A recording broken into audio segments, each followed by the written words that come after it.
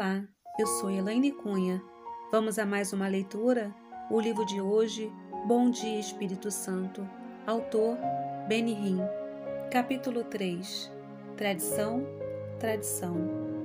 Entrei no meu quarto e, como se estivesse magnetizado, fui atraído até aquela grande Bíblia negra. Era a única Bíblia em nossa casa. Mamãe e papai nem tinham uma. Eu não me recordava de onde ela surgiu, mas era minha desde que me lembro. As páginas mal tinham sido abertas desde nossa chegada ao Canadá, mas agora eu orava. Senhor, precisa me mostrar o que aconteceu comigo hoje. Abri a Escritura e comecei a devorar como um faminto que tivesse recebido um pedaço de pão. O Espírito Santo tornou-se meu professor. Não sabia na época, mas foi exatamente o que, de forma milagrosa, começou a acontecer. Vejam, os jovens na reunião de oração não disseram: agora isso é o que diz a Bíblia. Não me disseram nada. Na verdade, nem tinham ideia do que havia acontecido durante as últimas 24 horas. E, é claro, não contei nada aos meus pais. Comecei lendo os evangelhos. Peguei-me dizendo em voz alta: Jesus, entre meu coração. Por favor, Senhor Jesus, entre meu coração. Em toda a Escritura, vi o plano de salvação se mostrando para mim. Era como se nunca tivesse lido a Bíblia antes. Ó, meu amigo, ela estava viva. As palavras borbulhavam de uma fonte e eu bebia livremente.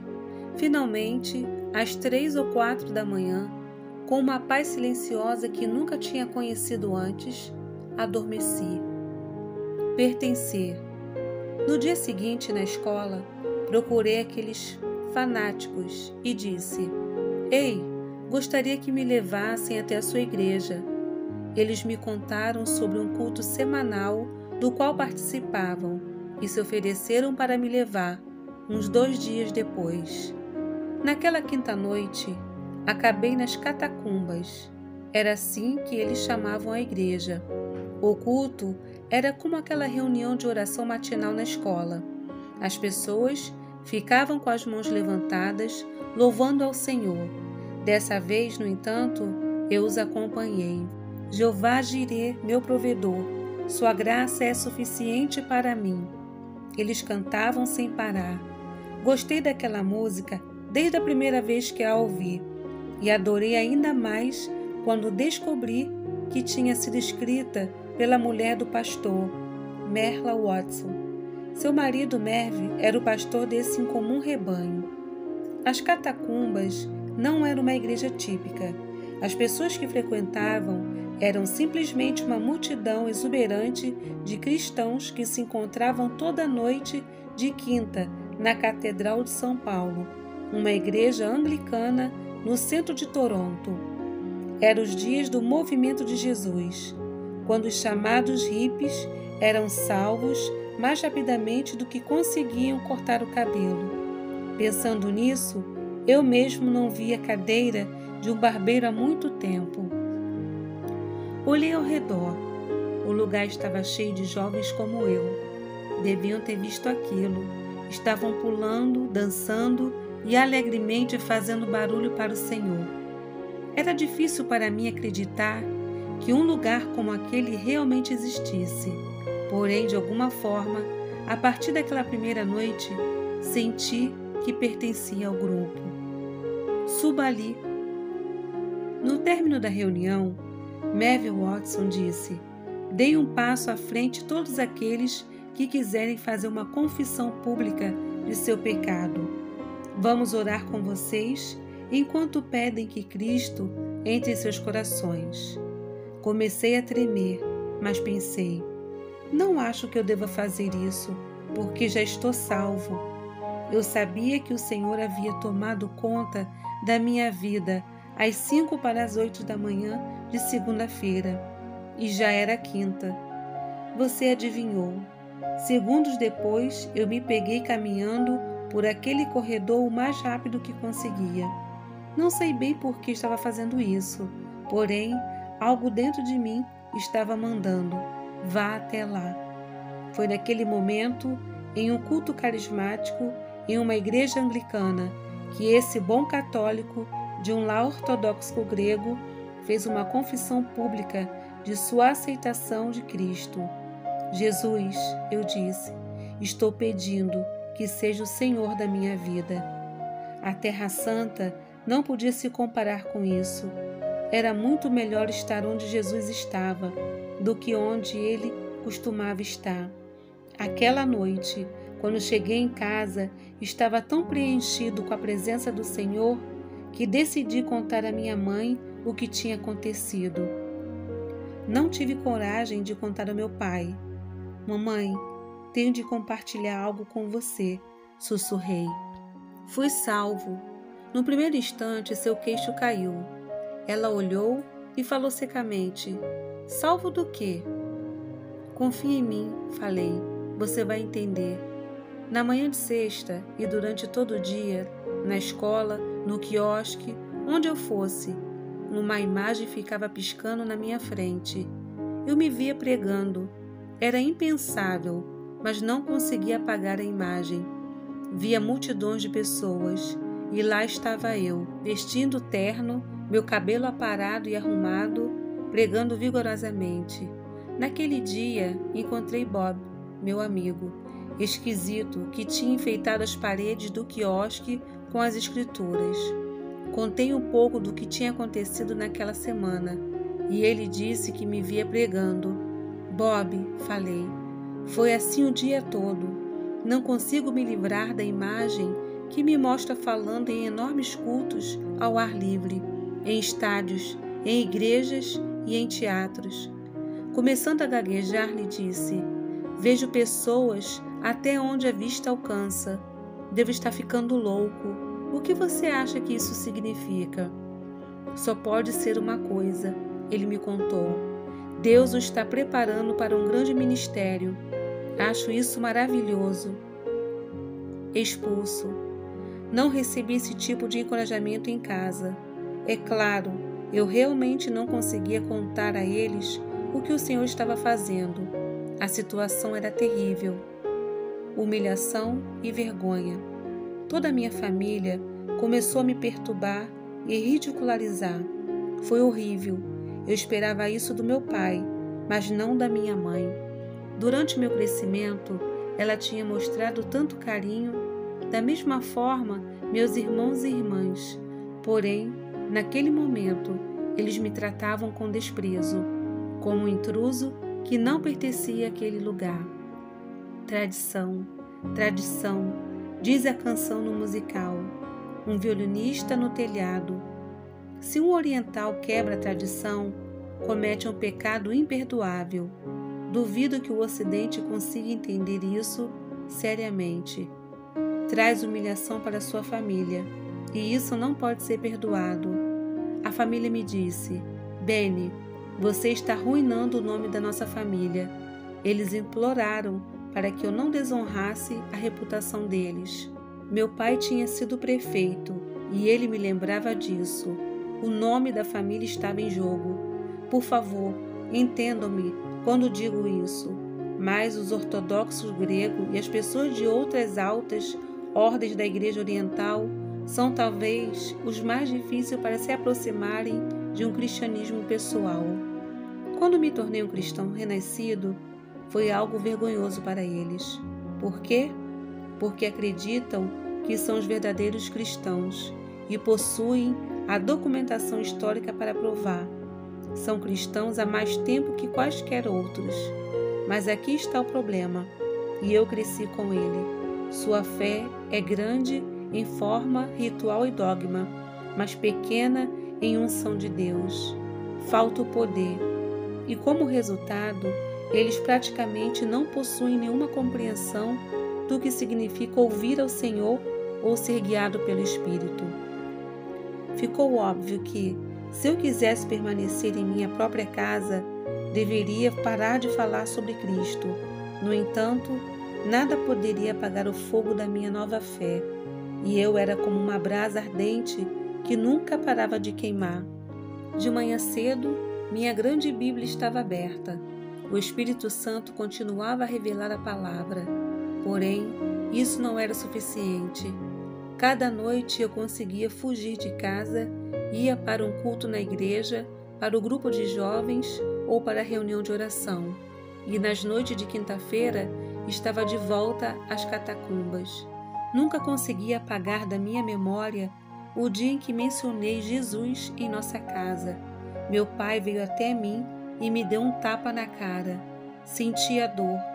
Não, dessa vez não era a pedra de Jerusalém. Era um tipo diferente de dor. Porém eu sentia por minha família. Amava-os tanto e agonizava por sua salvação. Na verdade, era minha culpa. Meu pai tinha me avisado. Mencione o nome de Jesus mais uma vez e vai se arrepender. Ele resmungou com ódio quando ameaçou a me expulsar de casa. Comecei a contar para minha irmã mais nova, Mary, sobre o Senhor. De alguma forma, meu pai descobriu e sua raiva explodiu de novo. Ele me proibiu de conversar com ela sobre essas coisas espirituais. Hora do psiquiatra. Até meus irmãos me perseguiram. Eles me chamavam de todos os nomes debaixo do céu e alguns debaixo da terra. Isso durou um longo tempo. No meu quarto eu orava: Senhor, isso vai acabar? Será que eles o conhecerão? Chegou a um ponto no qual não havia nenhum membro da família com quem pudesse conversar. Não precisei olhar a definição do ostracismo. Trouxeram minha avó de Israel só para me dizer que eu estava louco. Você é um constrangimento para o nome da família, ela falou. Não entende a vergonha que está causando? Meu pai marcou uma consulta para mim com um psiquiatra. Era evidente que papai achava que eu tinha ficado louco. E qual foi a conclusão do médico? Talvez seu filho esteja passando por algo. Ele vai sair dessa. Sua tática seguinte foi conseguir um emprego que me deixaria tão ocupado que eu não teria tempo para esse Jesus. Foi até um de seus amigos e disse-lhe: gostaria que você oferecesse um emprego ao meu filho Benny. Papai me levou até o local e esperou no carro enquanto eu entrava. O homem era uma das pessoas mais rudes, duras e más que já encontrei na vida. Era óbvio que não poderia trabalhar para alguém assim. Voltei para o carro e disse a meu pai: Pai, nunca poderia tê-lo como chefe. Realmente senti pena de meu pai naquele dia. Estava ficando sem perspectivas. Ele disse: Benny, o que você quer que eu faça por você? Diga-me o que é. Farei qualquer coisa que pedir, se simplesmente deixar esse seu Jesus. Pai, falei, você pode me pedir qualquer coisa, mas eu morreria antes de abrir a mão do que descobrir. Foi uma cena feia. Ele se transformou de um pai amigável em um estranho sarcástico. Tudo o que tinha a oferecer era outra torrente de ódio e ataques verbais. No ano seguinte, talvez os 2 seguintes, meu pai e eu quase não conversávamos. Na mesa de jantar, ele não me olhava. Eu era totalmente ignorado. Finalmente, ficou insuportável até mesmo sentar e assistir ao noticiário da noite com a minha família. Então, o que eu fazia? Ficava no meu quarto. No entanto, pensando nisso agora, posso ver que o Senhor sabia exatamente o que estava fazendo. Passei centenas de horas, milhares, sozinho com Deus. Minha Bíblia estava sempre aberta. Eu orava, estudava, louvava, eu me alimentava com o maná celestial que iria necessitar nos anos seguintes. Devo obedecer ao Senhor. Ir à igreja era um problema gigantesco. Eu queria ir, mas meu pai dizia, de jeito nenhum, muitas vezes. Na verdade, essas eram praticamente as únicas conversas que tínhamos. Argumentos sobre a casa do Senhor. Os orientais consideram impensável desobedecer aos pais. Porém, agora eu tinha quase 21 anos e lembro-me nitidamente da noite em que reuni toda a minha ousadia para falar com meu pai. Vou obedecê-lo em tudo que você quiser, mas na questão de ir à igreja, não vou obedecê-lo. Devo obedecer ao Senhor. Ele ficou espantado. Parecia que alguém tinha dado um tiro nele e parecia ficar ainda mais bravo. Por respeito, fazia o melhor para ser obediente. Perguntava a ele: posso ir à reunião hoje à noite? Ele dizia não, e eu ia para o meu quarto e orava: por favor, Senhor, por favor, mude sua cabeça. Depois descia e pedia novamente: posso ir? Não. Ele grunhia e eu voltava. Pouco a pouco ele começou a desistir. Sabia que estava perdendo a batalha. As catacumbas alugaram outro prédio para cultos no domingo e eu sempre ia para lá. Os estudos da Bíblia eram na terça e na sexta e havia uma reunião de jovens no sábado, à noite. Essas reuniões tornaram-se minha vida. Nos 2 anos seguintes, a minha conversão, meu crescimento espiritual foi como um foguete entrando em órbita. No final de 1973, Merv e Merla Watson me convidaram para juntar-me a eles no púlpito, para ajudar a louvar e cantar. Porém, eu não conseguia falar em público. Jim Pointer, o pastor metodista livre, tinha me visto ali, e um dia ele parou no quiosque do shopping center apenas para conversar sobre as coisas do Senhor. Foi quando me convidou para ir com ele até a reunião de Calmen, em Pittsburgh. Meu encontro pessoal com o Espírito Santo depois daquela reunião foi incrível, mas demorei alguns dias para perceber as dimensões da revelação de Deus para mim. Nessa mesma época, mudei de emprego. Aceitei um trabalho como arquivista em um conselho escolar católico, em Toronto. Tenho certeza de que eles se preocupavam comigo de vez em quando. Eu tinha um sorriso no rosto só de pensar no que Deus estava fazendo em minha vida. No minuto em que meu trabalho terminava, eu ia para casa, corria para o meu quarto e começava a conversar com Ele. Ó Espírito Santo, estou tão feliz por estar aqui de volta, sozinho com você. Sim, Ele estava sempre comigo, mas meu quarto tornou-se um lugar muito especial e sagrado. Às vezes, quando não estava trabalhando, ficava em casa o dia todo, apenas tendo uma comunhão pessoal com Ele. O que eu estava fazendo? Estava criando uma comunhão com o Espírito. E quando não estava trabalhando, ou em meu quarto, tentava ir à igreja. No entanto, não contei a ninguém o que estava acontecendo comigo. Quando eu saía de casa pela manhã, ele saía comigo. Eu realmente sentia alguém ao meu lado. No ônibus, senti a necessidade de começar a conversar com ele, mas não queria que as pessoas achassem que eu estava louco.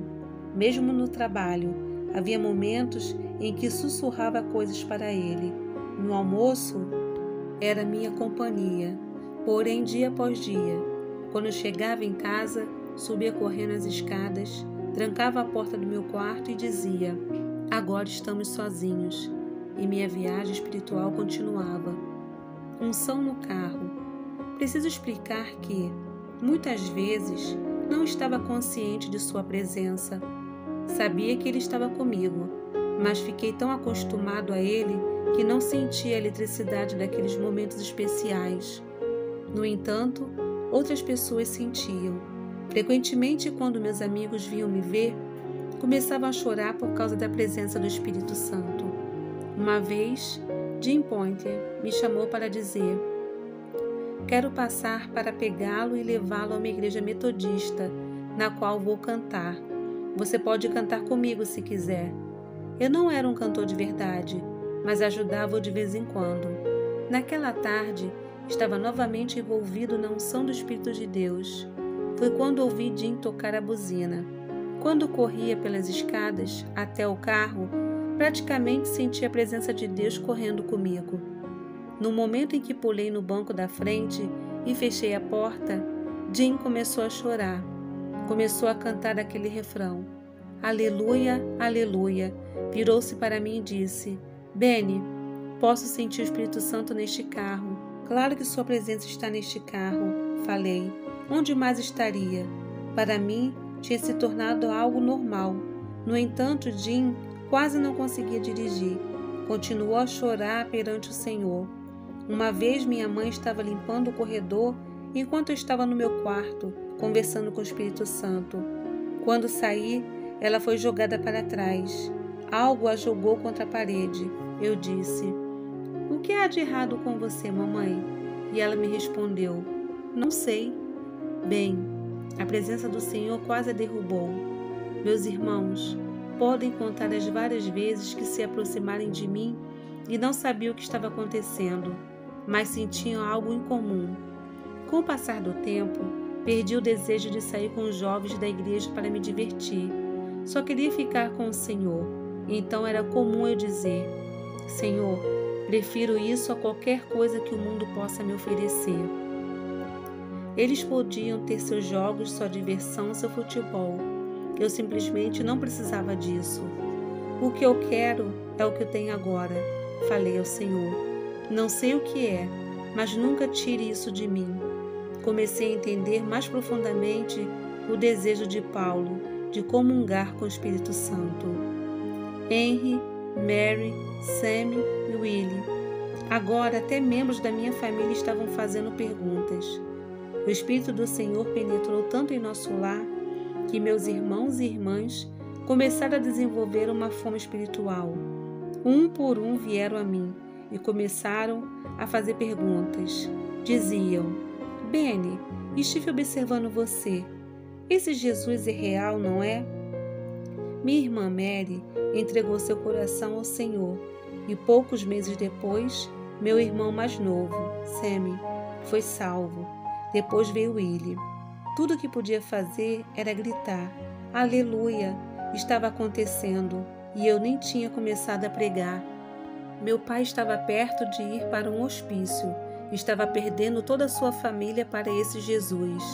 Ele não sabia como resolver isso, porém não havia dúvida de que minha mãe e meu pai podiam ver a transformação que já estava acontecendo em mim, em 2 dos meus irmãos e em Mary.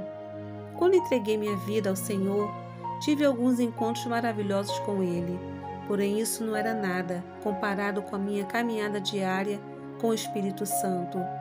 Agora o Senhor realmente visitava meu quarto. A glória preenchia aquele lugar. Alguns dias eu ficava de joelhos, louvando o Senhor por 8, 9 ou 10 horas direto. O ano de 1974 liberou um fluxo infinito do poder de Deus em minha vida. Tinha de dizer apenas: "Bom dia, Espírito Santo", e tudo recomeçava. A glória do Senhor permanecia comigo. Um dia, em abril, pensei: deve existir uma razão para isso. Perguntei: "Senhor, por que está fazendo tudo isso por mim?" Eu sabia que Deus não preparava piqueniques espirituais para sempre. Em seguida, quando comecei a orar, foi isso que Deus me revelou. Vi alguém parado na minha frente. Estava totalmente em chamas, movendo-se incontrolavelmente. Seus pés não tocavam o chão. A boca desse ser estava se abrindo e se fechando, tal como a palavra descreve, um ranger de dentes. Naquele momento, o Senhor falou comigo em voz alta. Ele disse: "Pregue o Evangelho." Minha resposta, é claro, foi: "Mas, Senhor, não consigo falar." 2 noites depois, o Senhor me mandou um segundo sonho. Vi um anjo, tinha uma corrente na mão, presa a uma porta que parecia abarcar todo o céu. Ele abriu e havia pessoas até onde o olho conseguia ver. Almas. Estavam todos caminhando para um vale grande e profundo, e o vale era um barulhento inferno de fogo. Era assustador.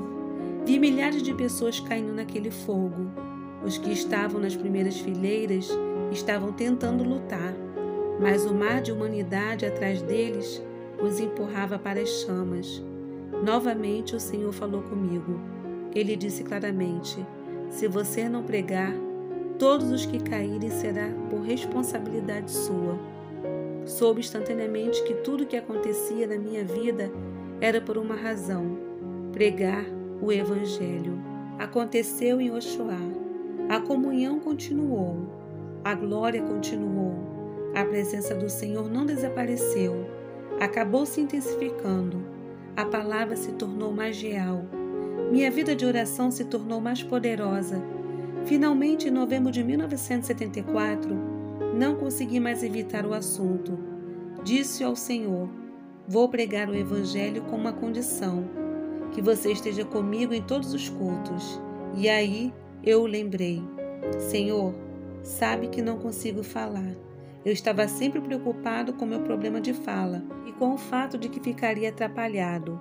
Era impossível, no entanto, apagar da minha mente a imagem de um homem se queimando e o som do Senhor dizendo: se você não pregar, todos que caírem serão responsabilidade sua. Pensei: preciso começar a pregar. Porém, entregar folhetos não seria bom o suficiente? Então, em uma tarde, na primeira semana de dezembro, estava sentado na casa de Stan e Shirley Phillips, em Oshawa, a uns 50 quilômetros a leste de Toronto. Posso contar algo? Perguntei. Nunca tinha me sentido tão inclinado a contar toda a história sobre as minhas experiências, sonhos e visões.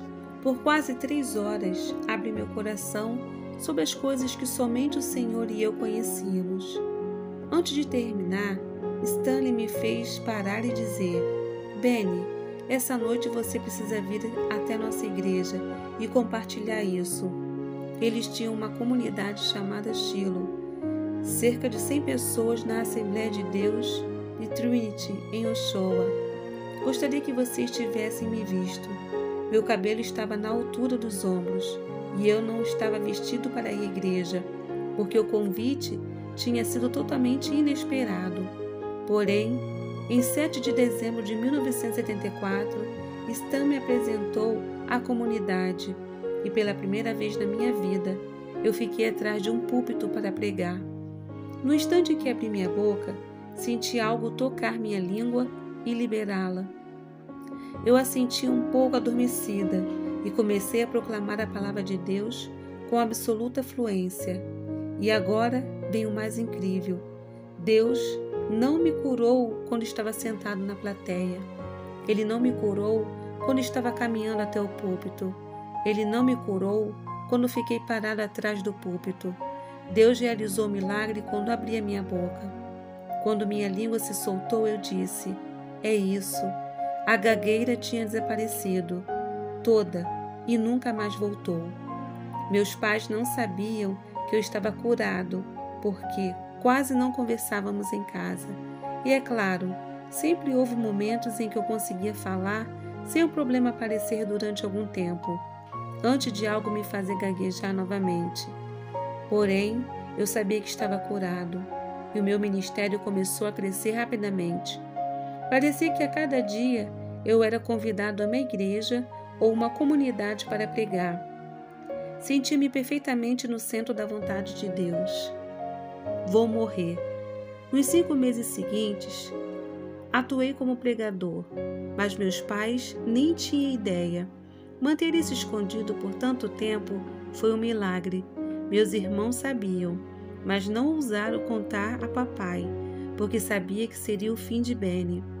No Toronto Star de abril de 1975, apareceu um anúncio de jornal com a minha fotografia.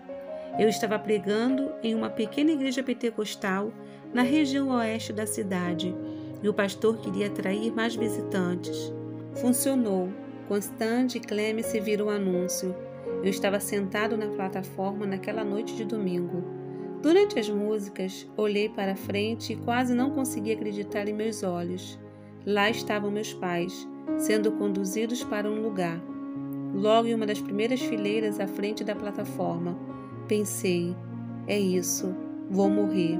Jim Pointer, meu amigo, estava sentado perto de mim. Eu me virei para ele e disse: ore, Jim, ore. Ele ficou chocado quando lhe contei que minha mãe e meu pai estavam ali. Milhares de pensamentos passaram por minha cabeça, sendo que o mais forte era: Senhor, saberei que estou realmente curado se não gaguejar esta noite. Não consigo me lembrar de outro momento em que fiquei tão nervoso durante um culto e a ansiedade me fez gaguejar. Quando comecei a pregar, O poder da presença de Deus começou a fluir pelo meu corpo, mas não conseguia olhar na direção de meus pais, nem mesmo uma olhada rápida. Tudo o que sabia era que a minha preocupação com a gagueira era desnecessária. Quando Deus me curou, a cura foi permanente. Chegando ao final do culto, comecei a orar para aqueles que precisavam de cura. Oh, o poder de Deus encheu aquele lugar. Quando o culto estava terminando, meus pais se levantaram e caminharam até a porta de saída. Depois do culto, disse a Jean: "Você precisa orar. Percebe que meu destino será decidido nas próximas horas? Talvez precise dormir na sua casa hoje." Dirigi sem rumo por Toronto. Queria esperar pelo menos até as 2 da manhã para chegar em casa.